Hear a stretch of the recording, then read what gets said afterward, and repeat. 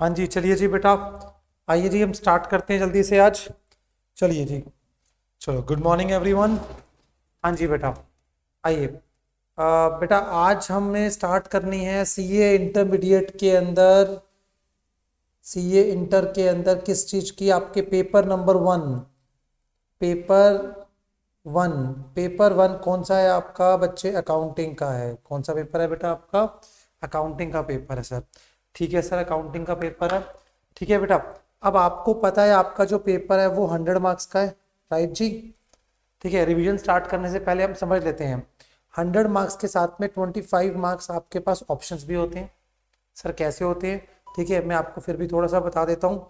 Like आपके पास 6 questions, 6 questions exam में आएंगे। ठीक है, 6 में से आपको कितने? 5 क्वेश्चंस अटेम्प्ट करने हैं। कितने करने हैं बच्चे? 5 क्वेश्चंस अटेम्प्ट करने हैं। अच्छा, एक बात समझना, आप सबको क्या करना है, मेरी ऐप को डाउनलोड करना है। मेरी ऐप क्या है? सुमित अरोड़ा क्लासेस। आप मुझे रिक्वेस्ट सेंड करोगे वहां से, तो मैं आपको अपने ऐप में ऐड करूँगा। मेरी ऐप में आपको हर चीज़ मिलेगी, सीए इंटरमीडिएट और सीए फाउंडेशन की। ठीक है, तो उसके अंदर सारे question paper, mock test paper सब कुछ मिल जाएंगे आपको, तो आपको टेंशन लेने वाली कोई बात नहीं है। ठीक है जी, चलो जी अभी हम आगे बढ़ते हैं। ठीक है, 6 क्वेश्चन होते हैं। 6 में से 5 क्वेश्चन करने हैं, मतलब एक क्वेश्चन का ऑप्शन हो गया आपका, प्लस जो आपको क्वेश्चन नंबर 6 होता है। जो क्या होता है? Question number 6। क्वेश्चन नंबर 6 के अंदर आपको क्या होता है? आपके लिए दैट इज ऑप्शन होता है। उसके अंदर 5 क्वेश्चन होते हैं। 5 में से आपको 4 क्वेश्चन अटेम्प्ट करने हैं। तो वहां पे भी एक इंटरनल चॉइस मिलेगी। तो वैसे टोटलिटी में एक एक्सटर्नल चॉइस क्या हो गई कि out of question number 1 is compulsory, आपको पता होगा। क्वेश्चन नंबर 1 क्या अकाउंट्स के अंदर कंपलसरी? वो भी किसके ऊपर होता है बेटा? अकाउंटिंग स्टैंडर्ड के ऊपर बात करता हूँ इसके ऊपर भी मैं। ठीक है, बाकी जो रेस्ट क्वेश्चंस हैं आपके क्वेश्चन नंबर 2 से लेकर दोस्त, ठीक है, क्वेश्चन नंबर 6 तक।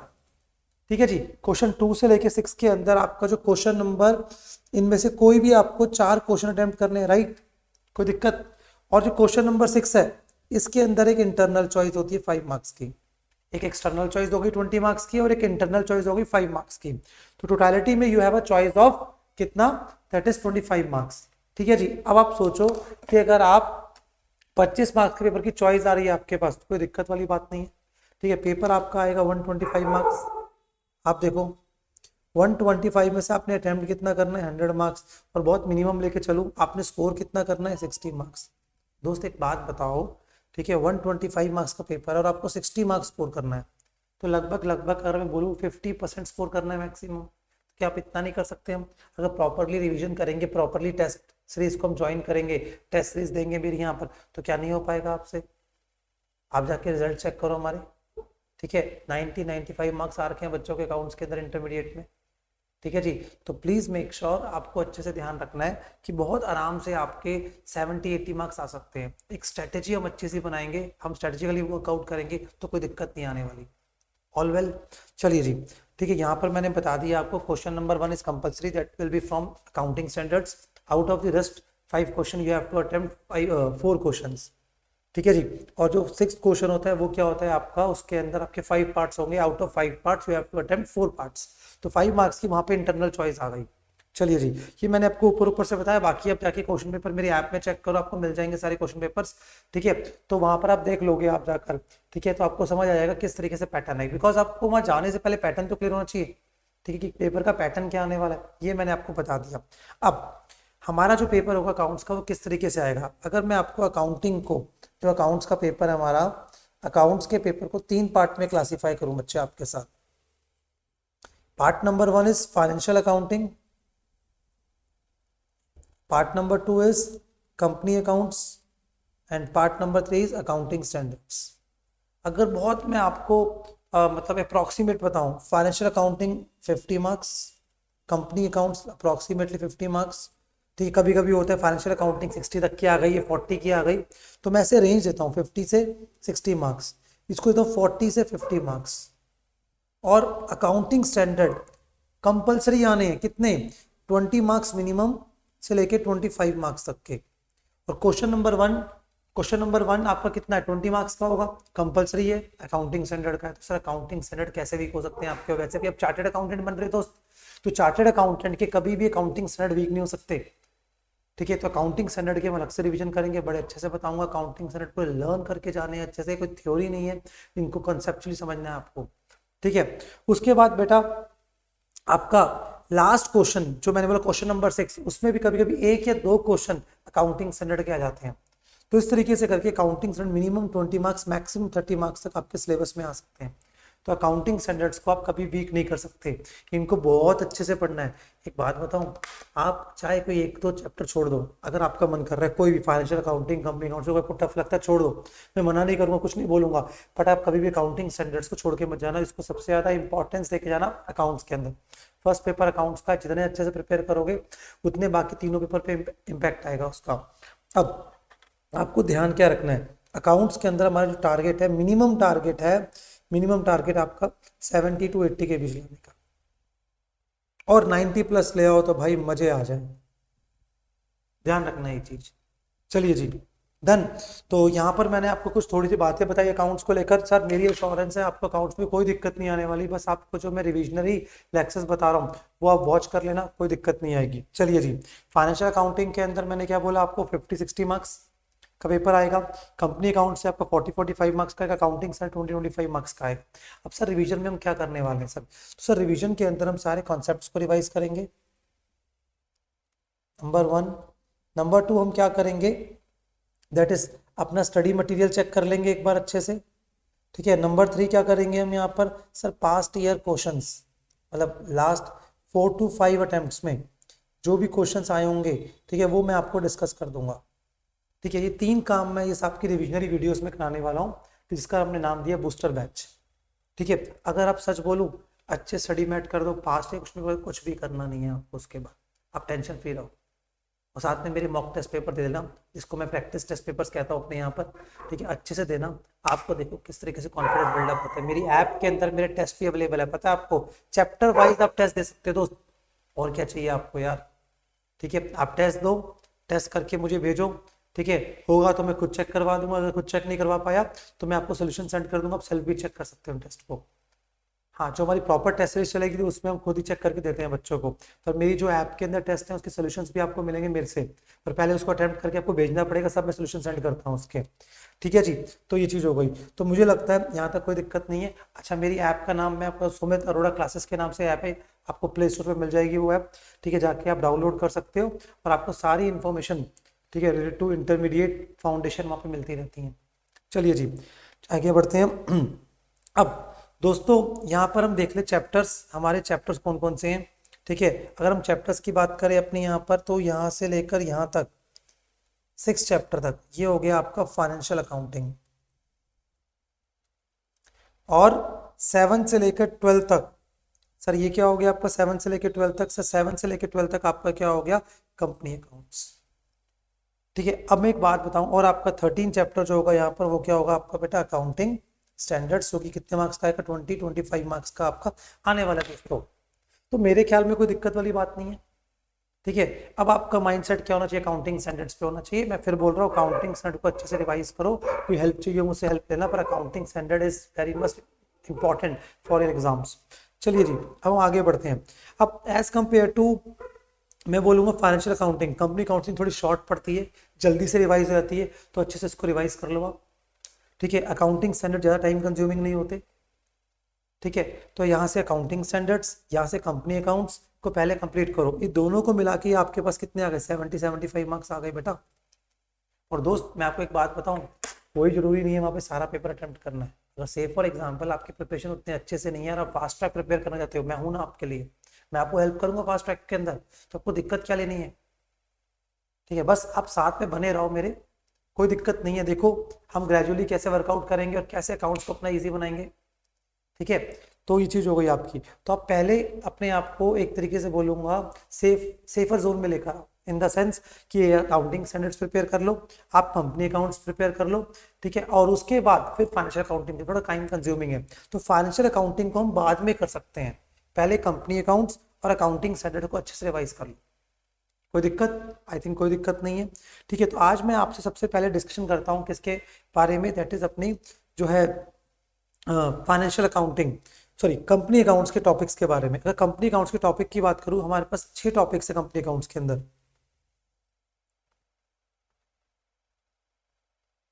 कंपनी अकाउंट्स में एक बोनस इशू, दूसरा क्या हो गया आपका प्रेफरेंस शेयर्स, थर्ड क्या हो गया डिबेंचर्स। प्रेफरेंस शेयर्स और डिबेंचर्स दोनों की रिडम्पशन है बेटा हमारे सिलेबस में, आपको पता होगा, रिवीजन कर रहे हो तो इतनी नॉलेज आपको होगी, ठीक है। उसके बाद फोर्थ क्या हो गया PPI, profit prior to incorporation, ठीक है। और उसके बाद फिफ्थ टॉपिक है आपका cash flow statement and sixth will be your final accounts. Sir ये आपके पास 6 टॉपिक्स हैं आपके सिलेबस के अंदर, ठीक है। ये 6 टॉपिक्स अच्छे से करके चले जाओ तो आपको कोई दिक्कत नहीं आएगी। और बस इसमें एक टॉपिक जो मुझे लगता है थोड़ा डिबेंचर्स और ये फाइनल अकाउंट्स थोड़ा टेक्निकल है, पर इसमें सिलेक्टिव स्टडीज कर जाओगे ना तो भी निकल जाएगा पेपर आपका। इसमें भी मैं आपको अच्छे से हेल्प कर दूंगा दोस्त, आपको तो कोई दिक्कत वाली बात नहीं है, आप अच्छे से प्रिपेयर करो अपने आप को, कोई दिक्कत नहीं जी, ठीक है सर। तो सर आज हम क्या करने वाले हैं क्लास के अंदर बेटा, आज हम क्लास के अंदर ये करने वाले हैं, आज हम क्लास के अंदर थोड़ा सा टॉपिक स्टार्ट करते हैं। Bonus shares and right share will be very easy, वो हम डिस्कस कर लें कभी भी, ठीक है। आज की क्लास में जल्दी से हम रिवीजन करेंगे कॉन्सेप्ट्स की, वो कॉन्सेप्ट्स किससे प्रेफरेंस शेयर्स के, ठीक है जी। आज प्रेफरेंस शेयर के कॉन्सेप्ट को हम रिवाइज करेंगे, ठीक है। तो और फिर उसके बाद हम आगे बढ़ेंगे। तो एक काम करें हम प्रेफरेंस शेयर्स के एक अब शॉर्ट नोट्स बना लें, ठीक है सर। देखो मैं हमेशा प्रेफर करता हूँ कि मैं हमारे खुद के नोट्स होने चाहिए, मैं आपको समरी नोट्स प्रोवाइड कर दूंगा, मुझे कोई दिक्कत नहीं है, वो मेरी ऐप में सब कुछ मिलेगा आपको।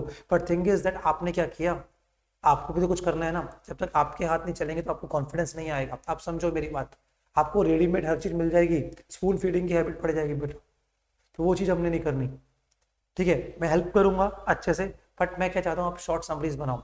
तो आओ जी मेरे साथ, आप एक पेज के अंदर एक शॉर्ट समरी बनाओ, किसकी, प्रेफरेंस शेयर्स की। चलिए जी हम स्टार्ट करते हैं प्रेफरेंस शेयर्स को लेकर। हम अपना पूरा टॉपिक जो कवर करेंगे पहले स्टडी मेट से करेंगे, फिर उसके बाद मैं आपको पास्ट ईयर के क्वेश्चंस दिखाऊंगा इस चैप्टर के, ठीक है जी। चलिए जी आइए जी हम आगे बढ़ते हैं। प्रेफरेंस शेयर्स, ये रहा हमारा प्रेफरेंस शेयर्स बेटा, ठीक है। कंपनी अकाउंट्स को कराते वक्त, ठीक है, मुझे एक चीज आपसे कंफर्म करनी है कि आपको शेड्यूल 3 पता है ना आपको, शेड्यूल 3 की बैलेंस शीट है, क्या उसका फॉर्मेट लर्न है?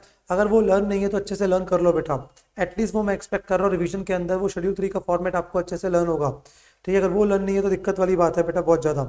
पूरे कंपनी अकाउंट्स के अंदर जब आपको बैलेंस शीट बनानी होगी तो बैलेंस शीट क्या होगी, आपकी शेड्यूल 3 की बैलेंस शीट होगी दोस्त, ठीक है जी। चलिए जी ये आपका chapter redemption of preference share chapter, ठीक है जी। आइए जी हम स्टार्ट करते हैं सबसे पहले। चलो अब अगर हम बात करें शेयर्स की, इसकी बात करें हम, मेरे पेन को क्या हो गया इसको, एक मिनट दो बेटा। अगर हम बात करें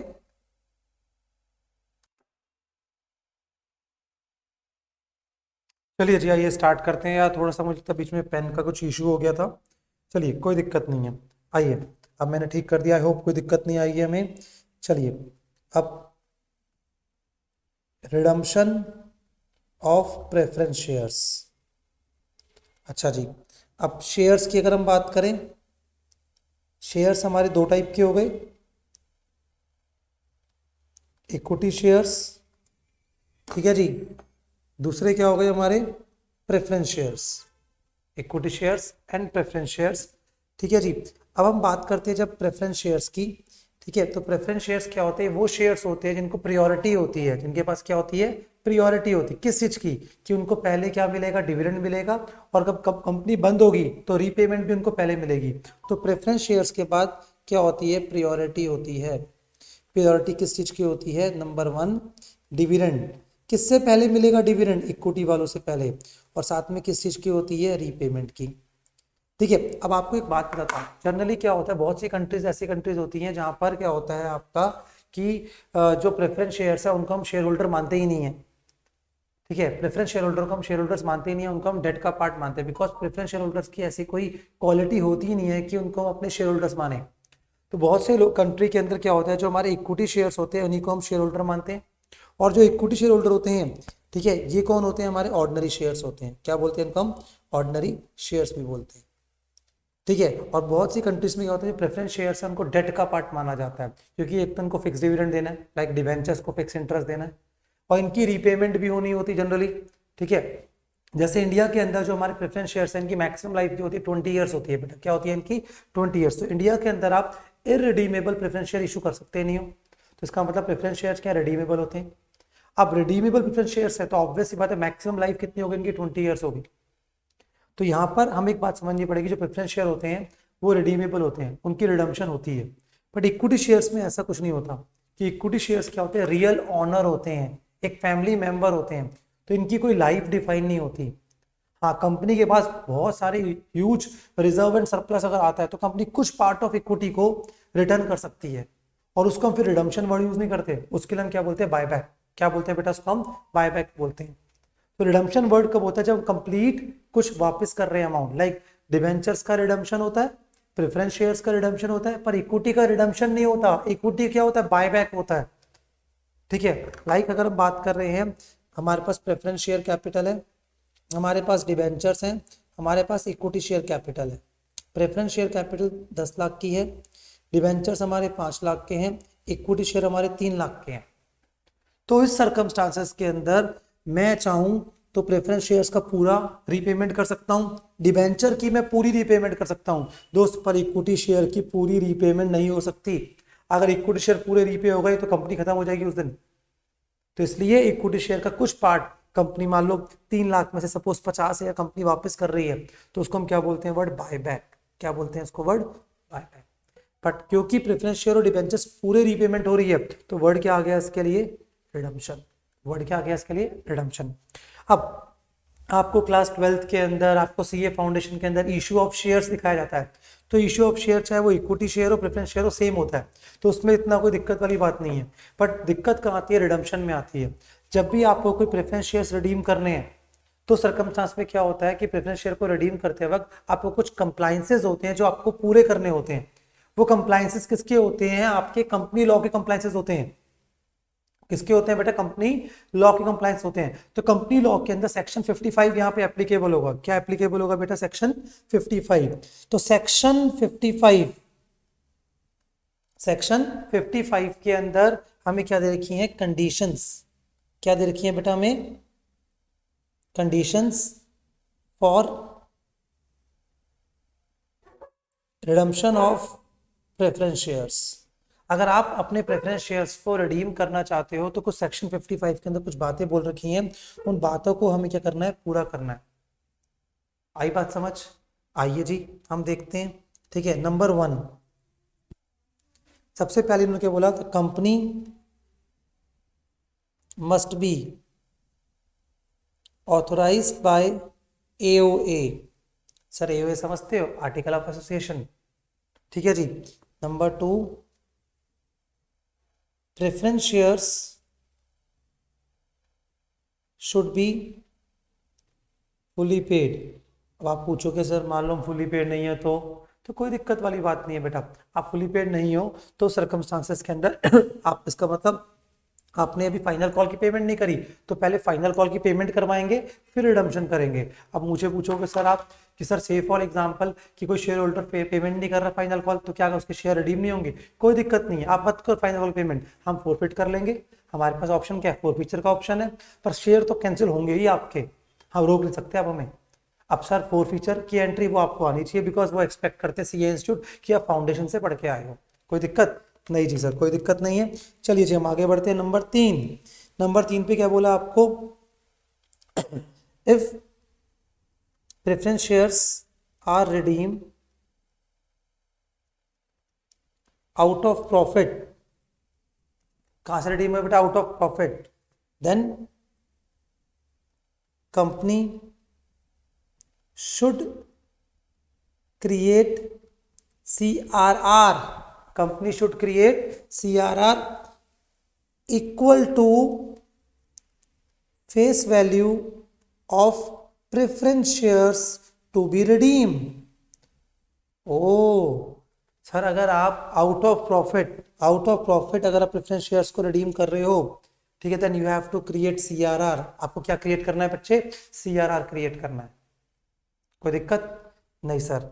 ठीक है, कितना CRR, equal to face value of preference share to be redeem. Face value of preference share, ध्यान रखना है वर्ड क्या है, फेस वैल्यू। अभी इसकी इंपॉर्टेंस बताऊंगा मैं आगे जाकर। चलिए जी, number 4, if preference shares are redeem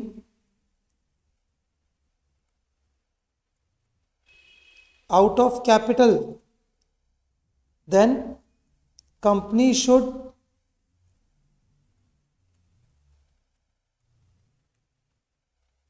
issue fresh shares equal to face value of preference share to be redeemed. हाँ जी, कोई दिक्कत? पक्का जी? चलिए जी, लास्ट पॉइंट आ जाओ, फिफ्थ पॉइंट।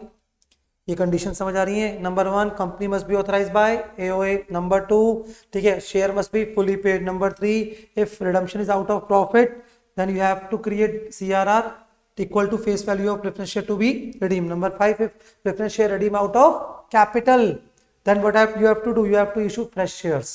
ठीक है, तो ये आपकी कंडीशंस हो गई आपकी। डन जी, अभी मैं समराइज करता हूं। ठीक है, if preference shares are redeem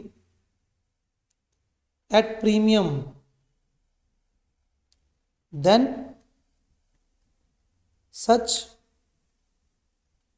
premium should be written off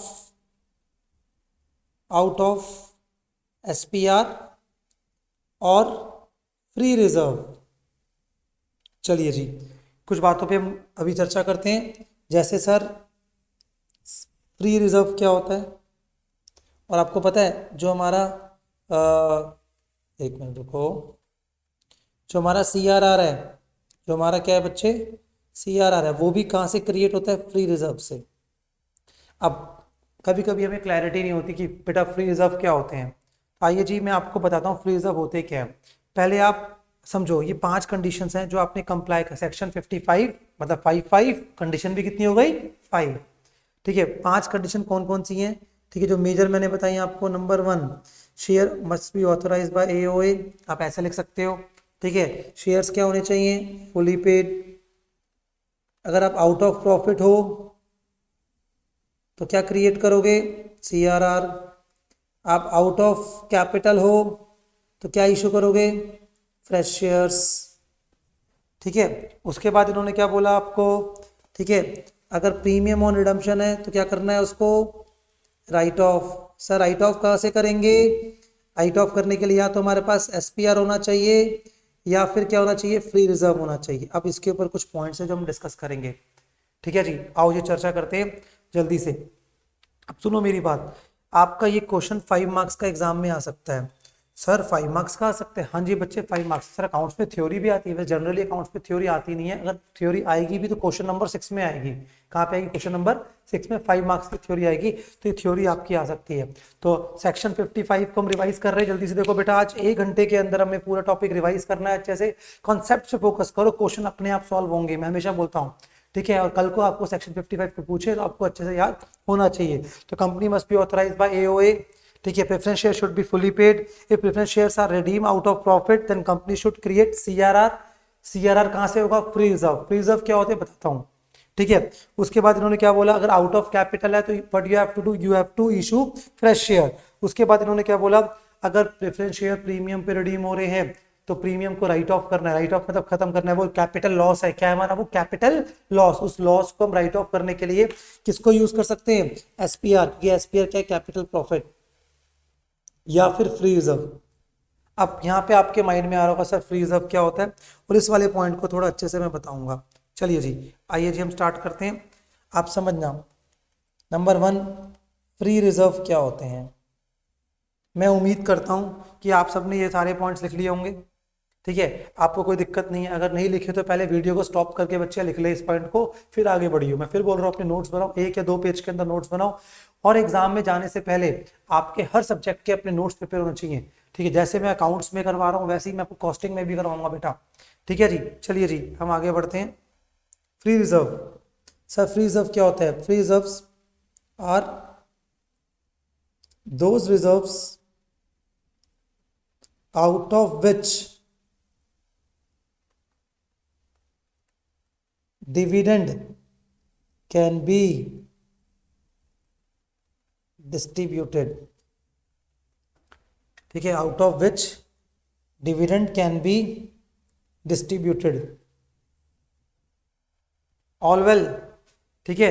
तो ये इन्होंने बोला फ्री रिजर्व, ये वो रिजर्व होते हैं जिसमें हम डिविडेंड डिस्ट्रीब्यूट कर सकते हैं, ठीक है जी। तो इसके एग्जाम्पल क्या हो गए, इसके एग्जाम्पल हो गया आपके पास general reserve, reserve fund, profit and loss का क्रेडिट बैलेंस, जो आपके एग्जाम में आएगा मैं वो बता रहा हूँ। वैसे dividend equalization reserve, dividend equalization reserve मतलब वो रिजर्व बनाया किसके लिए, हम डिविडेंड को इक्वलाइज करने के लिए। मान लो फ्यूचर में प्रॉफिट कम है हमारे पास, तो उस रिजर्व में से पैसा निकाल के हम जो डिविडेंड हमने लास्ट ईयर डिस्ट्रीब्यूट कर था, हम उतना डिविडेंड फिर दोबारा डिस्ट्रीब्यूट कर सकते हैं। इसका मतलब ये जो स्पेसिफिक रिजर्व बना है डिविडेंड इक्वलाइजेशन रिजर्व, वो किस पर्पस के लिए है, डिविडेंड बांटने के लिए।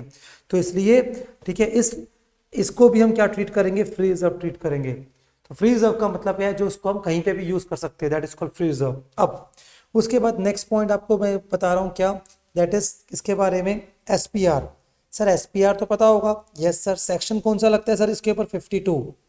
सेक्शन 52 में क्या लिखा हुआ है, uses of security premium reserve. Security premium reserve को हम कहाँ कहाँ यूज कर सकते हैं। तो सर इन्होंने क्या बोला है आपको, सिक्योरिटी प्रीमियम रिजर्व हमारा कहाँ कहाँ यूज हो सकता है। आइए जी, पहले 2Bs सर कौन कौन से हो गए,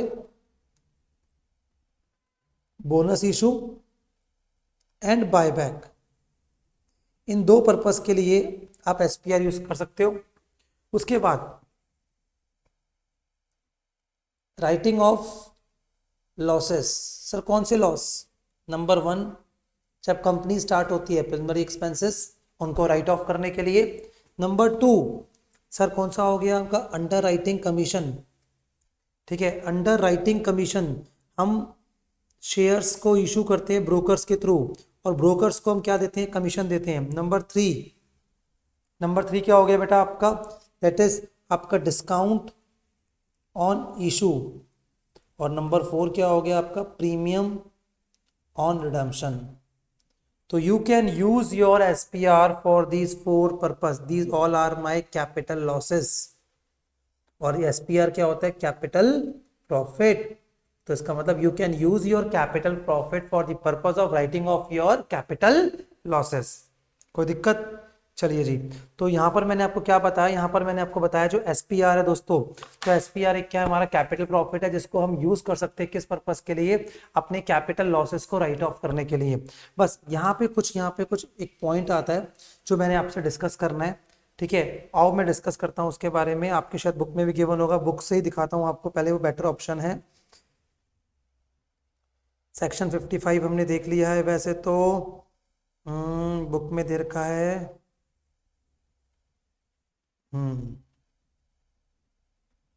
आइए जी, सेक्शन 52 देखो, सबसे पहले इन्होंने यही दे रखा सेक्शन 52 आपकी बुक के अंदर, ध्यान से देखना, ठीक है। सेक्शन 52 के अंदर इन्होंने क्या बोला है, section 52 of companies act provides that the security premium account में बी अप्लाइड बाय कंपनी या certain class of companies whose financial statement comply with the accounting standards as prescribed under section 133।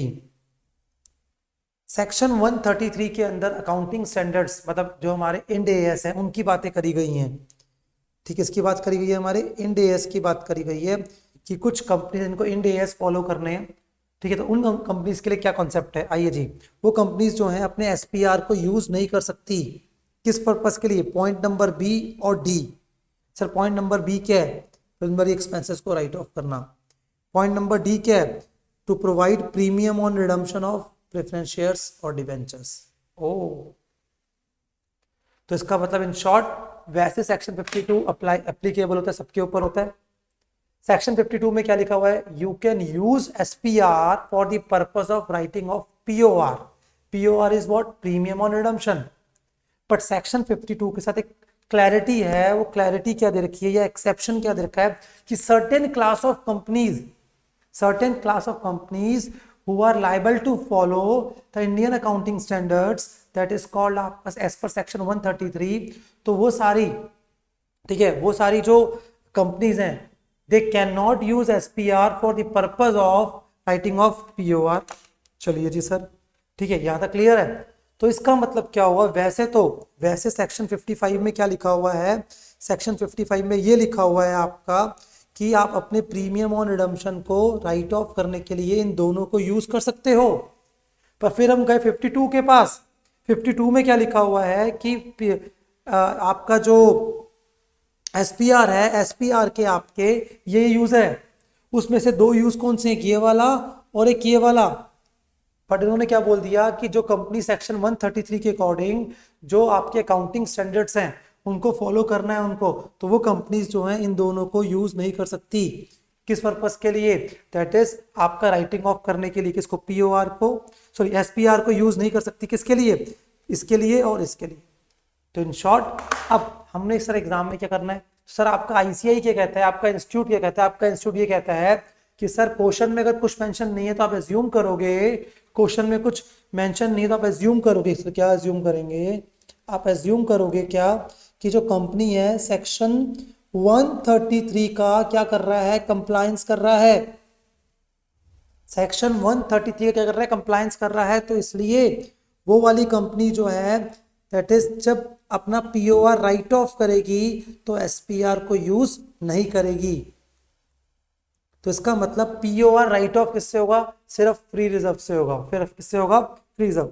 तो moral of the story ये है। हाँ, अगर question में specifically लिखा है आपके पास कि SPR is available for writing off POR तो आप यूज करोगे उसको, वरना आप यूज नहीं करोगे। तो पहले बताओ मुझे, मेरी बात समझ आई?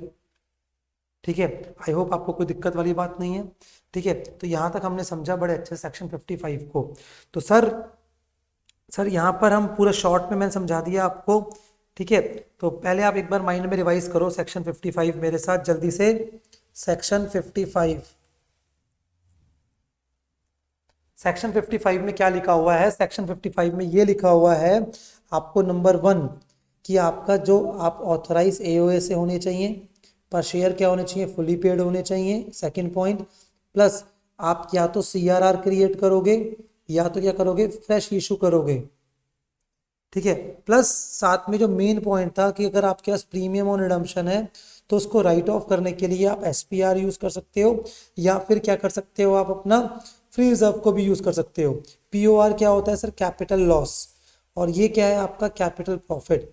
बट यहाँ पर सेक्शन 52 एप्लीकेबल हो गया। सेक्शन 52 में क्या लिखा हुआ है आपका कि प्रिलिमिनरी एक्सपेंसेस और पीओआर को आप राइट ऑफ नहीं कर सकते एसपीआर से। कब नहीं कर सकते? अगर जो कंपनी है सेक्शन 133 को फॉलो कर रही है तो। और सेक्शन 133 में क्या है कि आप अगर इंड एएस को फॉलो कर रहे हो तो उस केस के अंदर उस कंपनी जो है अपने एसपीआर को यूज नहीं करेगी। किसके लिए? पीओआर को राइट ऑफ करने के लिए। 3 सेक्शन का रेफरेंस यहाँ पर आया और 3 सेक्शन को मैंने यहाँ पे डिस्कस कर दिया, सेक्शन 55, 52 एंड 133। अकाउंट्स के अंदर सेक्शन लर्न हो गए तो क्या चाहिए इससे फिर आपको? कोई दिक्कत? पक्का जी? ठीक है जी, चलिए जी हम आगे बढ़ते हैं। तो मुझे उम्मीद है आप सबको यहाँ तक समझ आई होंगी मेरी बातें। चलिए जी, तो यहाँ तक हमने कर लिया।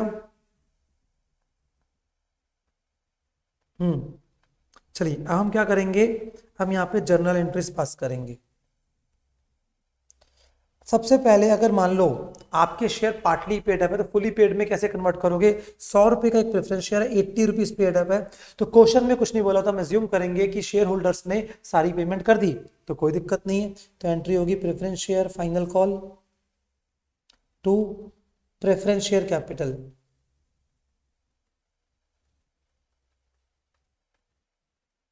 और सेकेंड एंट्री होगी bank account debit to preference share final call.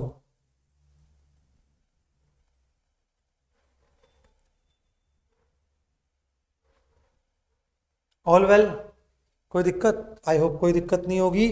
Number 3 पे क्या हुआ आपका?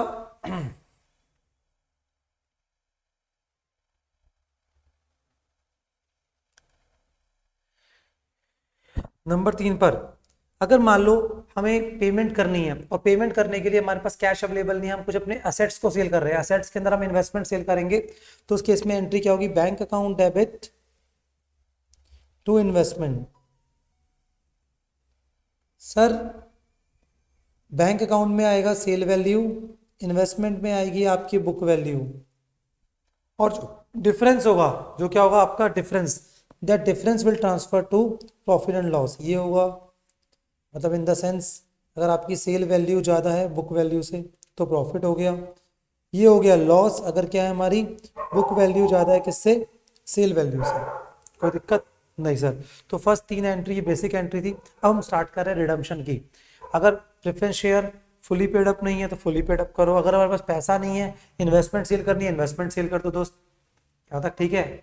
मुझे लगता है कोई दिक्कत तो नहीं है, पक्का जी? ठीक है जी, बढ़िया समझ आ रहा है एकदम। चलिए जी, ठीक है। अगर आपको कोई डाउट होगा तो आप डाउट सेंड कर देना मुझे, मैं आपसे डिस्कस कर लूंगा उसके ऊपर भी आपसे। ठीक है, तो ये बात आपको ध्यान रखनी है यहाँ पर। चलिए जी, अभी हम आगे बढ़ते जल्दी से। Point number 4। पॉइंट नंबर 4 में क्या लिखा हुआ है आपका? पॉइंट नंबर 4 में हमने क्या करना है, दैट इज रिडम्पशन ड्यू की एंट्री पास करनी है। तो एंट्री का नाम होगा redemption due. Sir redemption due के अंदर हम क्या करेंगे, preference share capital account debit. Sir इसमें आएगी हमेशा फेस वैल्यू। क्या आएगी हमारी हमेशा? Face value. Premium on redemption account debit, ठीक है, ये प्रीमियम हो गया, ये कैपिटल लॉस है आपका। टू प्रेफरेंस शेयर होल्डर, इसमें क्या आएगा, फेस वैल्यू प्लस प्रीमियम, और यहाँ पे नरेशन आप दे देंगे, मुझे पता है अच्छे से, वो मैं आपके लिए छोड़ रहा हूँ। ठीक है, रिडम्पशन ड्यू हो गई, रिडम्पशन ड्यू हो गई। अब पेमेंट करने से पहले आपको क्या ध्यान रखना है, पेमेंट करने से पहले सेक्शन 55 को माइंड में लेकर आना है। और सेक्शन 55 क्या बोलता है कि जितने फेस वैल्यू के शेयर जा रहे हैं और जितना प्रीमियम है, इन दो फेस वैल्यू ऑफ शेयर जितने जा रहे हैं उसका आपको रिप्लेसमेंट चाहिए, और जितना प्रीमियम है उसको राइट ऑफ करो, फिर पेमेंट करो। तो सर ठीक है, कोई दिक्कत वाली बात नहीं है, रिडम्पशन तो ड्यू कर दी। अब उसके बाद हमें क्या करना है, रिप्लेसमेंट। क्या करनी है दोस्त, हमने रिप्लेसमेंट। तो रिप्लेसमेंट करने के हमारे पास 3 रास्ते हैं। रास्ता number 1, out of profit, a part, out of capital, B part, और क्या आ गया, बोथ। उसके बाद क्या आ गया बेटा, बोथ। ठीक है जी, तो आइए जी, अब दोस्तों यहां पर देखो आप ढंग से, आउट ऑफ कैपिटल, ठीक है, out of profit. Out of profit के अंदर आप सीआरआर क्रिएट करते हो। क्या क्रिएट करते हो, सीआरआर। और दोस्त आपको बता दो, सीआरआर का सिर्फ एक ही यूज होता है, CRR can be use only for issue of fully paid bonus share. तो इसका मतलब जो प्रॉफिट में से हमने पैसा निकाला, तो free reserve account debit, a free reserve can be general reserve, can be reserve fund, can be profit and loss account to CRR। तो सर ये जो आपने फ्री रिजर्व से पैसा निकाला और आपने कहाँ डाला, CRR। तो आपको पता है सर, क्या पता है, CRR का सिर्फ एक ही यूज है, सिंगल यूज। जैसे SPR के 6 यूज थे, पर इस भाई का एक ही यूज है। वो क्या है आपका, ये क्या होगा आपका, सिर्फ बोनस शेयर्स के लिए यूज होगा। किसके लिए यूज होगा बेटा आपका, वो बोनस शेयर के लिए। ऑल वेल, समझ आया बढ़िया से? चलिए जी, अब उसके बाद इन्होंने क्या बोला आपको, ठीक है, नंबर टू इन्होंने क्या बोला, आउट ऑफ कैपिटल। तो कोई दिक्कत नहीं, फ्रेश शेयर इशू करेंगे, bank account debit to equity share capital. हो सकता है 2 SPR हो। तो सर बट एक ध्यान रखना, जितनी वैल्यू ऑफ शेयर, जितना प्रेफरेंस शेयर यहाँ पे डेबिट हुआ है उतनी ये आप रिप्लेसमेंट होगी। जितना प्रेफरेंस शेयर की कैपिटल यहाँ डेबिट हुई है उतनी यहाँ पर रिप्लेसमेंट होगी। और सर अगर से फॉर एग्जांपल आप चाहते हो, क्या आप चाहते हो, थोड़ा सा CRR क्रिएट हो जाए, थोड़ा सा आउट ऑफ कैपिटल कर दे, तो वो भी कर सकते हो आप। लाइक आपके पास 1 लाख के प्रेफरेंस शेयर्स हैं, तो 1 लाख में से 60,000 के प्रेफरेंस शेयर्स, ठीक है, आप चाहते हो आउट ऑफ प्रॉफिट से रिप्लेस हो जाए, मतलब CRR क्रिएट हो जाए, तो बाकी 40,000 कहाँ से आ गया, इशू ऑफ शेयर से। या फिर आपका 60,000 जो है आउट ऑफ कैपिटल से, तो बाकी के 40,000 कहाँ से आ गए आपके, CRR से आ गए। कोई दिक्कत नहीं सर, कोई दिक्कत नहीं है। ठीक है, तो इनकी एंट्री आपको पता ही है, वो मैंने करा रखी है। तो combination of both, third point के कॉम्बिनेशन ऑफ बोथ। तो सर यहाँ तक क्लियर हो रहा है? हाँ जी सर, क्लियर हो रहा है, एकदम बढ़िया बात। अब हमने यहाँ पे सबसे पहले प्रेफरेंस शेयर की रिप्लेसमेंट करी। अब उसके बाद 6 नंबर पे सर हम क्या करेंगे, यहाँ पे 6 नंबर सबसे पहले हम अपने POR को राइट ऑफ करेंगे सर, राइट ऑफ करेंगे सर। राइट ऑफ सर किससे करेंगे सर, राइट ऑफ आप बताओगे मुझे किससे करेंगे right of? Sir right of करेंगे उसको किससे, SPR या फिर फ्री रिजर्व। पर SPR के ऊपर सर स्टार है। वो स्टार क्या है सर, कि सर अगर कंपनी सेक्शन 133 का कंप्लायंस कर रही है तो वो कंपनी जो है उसको अलाउ नहीं है SPR यूज करना हो। सर हमारा इंस्टीट्यूट क्या बोलता है, अगर कुछ नहीं बता रखा तो मानोगे वो कंपनी जो है 133 को कंप्लाई कर रही है, तो इसका मतलब क्या हो गया, वो कंपनी SPR यूज नहीं कर सकती, बट क्वेश्चन में मेंशन होगा कि एसपीआर यूज कर सकते हो तो आप यूज कर सकते हो। ठीक है, तो 2POR, तो प्रीमियम और रिडम्पशन को हमने कर दिया राइट ऑफ कर दिया। क्या कर दिया हमने बच्चे? राइट ऑफ कर दिया। रिवीजन है, थोड़ी जल्दी करा रहा हूँ बेटा, तो आई होप आपको समझ आ रहा होगा। देन अगर आपको स्पीड तेज लग रही है तो आप थोड़ा स्लो करके सुन लेना इसको, अगर नॉर्मल लग रही है अच्छी वजह से। रिवीजन का मतलब ये है जल्दी जल्दी रिवीजन होना, जल्दी जल्दी कॉन्सेप्ट रिवाइज होने चाहिए आपके। आप चैप्टर को स्टार्ट करने से पहले थोड़ी देर अपना आराम से ध्यान से मेरी बातों को सुन लो, फिर उसको चैप्टर करो, कोई दिक्कत वाली बात ही नहीं आएगी। चलिए जी, पॉइंट नंबर 7। ठीक है, पॉइंट नंबर 7 के अंदर क्या है आपका? पॉइंट नंबर 7 के अंदर हम पेमेंट करेंगे सर, पेमेंट करेंगे। अब सारी compliances, preference share holder account debit to bank. पर दोस्त कभी कभी क्या हो सकता है, कुछ प्रेफरेंस शेयर होल्डर ट्रेसेबल ना हो। ट्रेसेबल मतलब क्या हो, हम ढूंढ रहे हैं वो नहीं मिल रहे हमें, तो उनकी पेमेंट नहीं हो पाएगी। कब तक? जब तक वो मिलते नहीं है। तो सर कब तक वेट करेंगे? 7 साल तक वेट करेंगे। 7 साल के अंदर वो अगर आ गए तो ठीक है, अदरवाइज उनका पैसा कहाँ ट्रांसफर कर देंगे? इन्वेस्टर प्रोटेक्शन फंड के अंदर ट्रांसफर कर देंगे। सर 7 साल ही क्यों वेट करेंगे? सर 7 साल वेट करने का रीजन क्या है? आईपीसी के अंदर लिखा हुआ है कि आईपीसी पता है ना, इंडियन पैनल कोड, उसमें लिखा हुआ है 7 साल तक कोई पर्सन अगर गुम हो जाता है और नहीं मिलता तो 7 साल बाद हम एज्यूम कर ले उसकी डेथ हो गई, तो यहाँ पे 7 साल तक वो आकर अपना पैसा क्लेम कर सकता है। अदरवाइज हम मानेंगे उसकी डेथ हो चुकी है। और वो जो पैसा है हम किसको देंगे? सेबी को, सेबी में इन्वेस्टर प्रोटेक्शन फंड के अंदर। चलो जी, ये आपकी नॉलेज थी जो मैंने आपको बता दी। ठीक है, तो इस तरीके से इसमें हम एंट्रीज पास करेंगे। ऑल वेल, आज की क्लास के अंदर हमने क्या करा? आज की क्लास में चैप्टर पूरा हमने रिवाइज करा। ठीक है, जिसके अंदर मैंने बताया प्रेफरेंस शेयर्स का रिडम्पशन होता है, बायबैक नहीं होता। प्रेफरेंस शेयर का रिडम्पशन करते वक्त ठीक है सेक्शन 55 का कंप्लायंस करना है। 5 बातें ध्यान रखनी है। एओए, नंबर 2 क्या हो गया? Fully paid. नंबर 3 या तो सीआरआर क्रिएट होगा या तो out of capital fresh share issue होंगे। अगर प्रीमियम और रिडम्पशन है तो उसको राइट ऑफ करना है, या तो एसपीआर से करना है या तो किससे करना है? आपने फ्री रिजर्व से। उसके बाद जो आपने बातें मेरी ध्यान रखनी है वो क्या रखनी है? दैट इज कि एसपीआर के ऊपर सेक्शन 52 लगता है। 52 के अंदर 6 बातें लिखी हुई हैं, बायबैक, बोनस इशू और 4 राइटिंग ऑफ। पर 4 राइटिंग ऑफ में से प्रिलिमिनरी एक्सपेंसेस और क्या हो गया आपका, एक और था ना हमारा, वो कौन सा? हाँ, प्रीमियम और रिडम्पशन जिसकी हम बात कर रहे हैं। ठीक है, इन दोनों के लिए हम यूज नहीं कर सकते एसपीआर अगर कंपनी के ऊपर सेक्शन 133 एप्लीकेबल। और हमारा जो इंस्टीट्यूट है वो कहता है अगर क्वेश्चन में कुछ मेंशन नहीं है तो आप एज्यूम करोगे कि एप्लीकेबल है। चलिए जी, और ये मैंने आपको एंट्रीज बताई। ठीक है, तो बेसिक एंट्रीज ये होंगी, अगर प्रेफरेंस शेयर आपके फुली पेड नहीं है तो फुली पेड करो। ठीक है, उसके बाद अगर इन्वेस्टमेंट कोई सेल कर रहे हो तो कर लो, रिडम्पशन ड्यू कर दो पहले।